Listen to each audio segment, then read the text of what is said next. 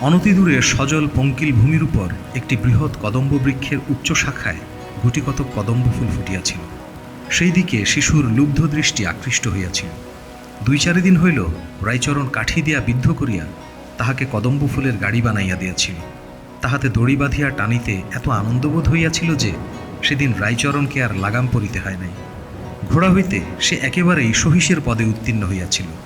কাদা ভাঙিয়া ফুল তুলিতে যাইতে চন্নর প্রবৃত্তি হইল না। তাড়াতাড়ি বিপরীত দিকে অঙ্গুলি নির্দেশ করিয়া বলিল,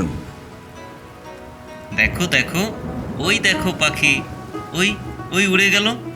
আয় রে পাখি, আয় আয়। এইরূপ অবিশ্রান্ত বিচিত্র কলরব করিতে করিতে সবেগে গাড়ি ঠেলিতে লাগিল। কিন্তু যে ছেলের ভবিষ্যতে জজ হইবার কোনো সম্ভাবনা আছে তাহাকে এরূপ সামান্য উপায়ে ভুলাইবার প্রত্যাশা করা বৃথা।